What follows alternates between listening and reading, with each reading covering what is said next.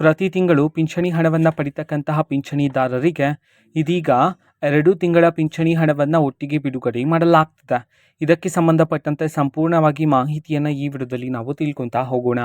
ವಿಡಿಯೋವನ್ನು ಸ್ಟಾರ್ಟ್ ಮಾಡ್ತೀನಿ. ಅದಕ್ಕಿಂತ ಮೊದಲು ನೀವಿನ್ನೂ ನಮ್ಮ ಚಾನೆಲ್ಗೆ ಸಬ್ಸ್ಕ್ರೈಬ್ ಮಾಡದೇ ಇದ್ರೆ ಈ ಕೂಡಲೇ ಚಾನೆಲ್ಗೆ ಸಬ್ಸ್ಕ್ರೈಬ್ ಮಾಡ್ಕೊಳ್ಳಿ ಮತ್ತು ಲೈಕ್ ಮಾಡಿ. ಈಗ ನಾವು ಇನ್ಫಾರ್ಮೇಷನನ್ನು ತಿಳ್ಕೊತಾ ಹೋಗೋಣ.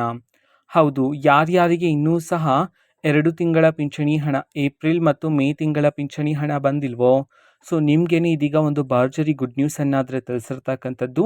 ಅದು ಏನಂತಂದರೆ, ಇವತ್ತು ಮೊದಲ ಈ 9 ಜಿಲ್ಲೆಗಳಿಗೆ 2 ತಿಂಗಳ ಪಿಂಚಣಿ ಹಣವನ್ನು ಬಿಡುಗಡೆ ಮಾಡಲಾಗ್ತದೆ. ಅದು ಸಹ 1200 ಪ್ಲಸ್ 1200 ಟೋಟಲ್ ಆಗಿ ಇವತ್ತು 2400 ರೂಪಾಯಿಯಷ್ಟು ಹಣವನ್ನು, ಪಿಂಚಣಿ ಹಣವನ್ನು ಇವತ್ತು ಬಿಡುಗಡೆ ಮಾಡಲಾಗ್ತದೆ ಅಂತ ಹೇಳಿ ಇದೀಗ ಮಾಹಿತಿಯನ್ನಾದರೆ ತಿಳಿಸಿರ್ತಕ್ಕಂಥದ್ದು.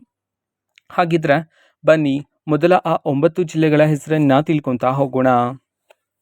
ಮೊದಲಿಗೆ ಬಾಗಲಕೋಟೆ, ಬೆಳಗಾವಿ, ಬಳ್ಳಾರಿ, ಗದಗ್, ಹಾಸನ, ಹಾವೇರಿ, ವಿಜಯಪುರ, ವಿಜಯನಗರ, ಯಾದಗಿರಿ.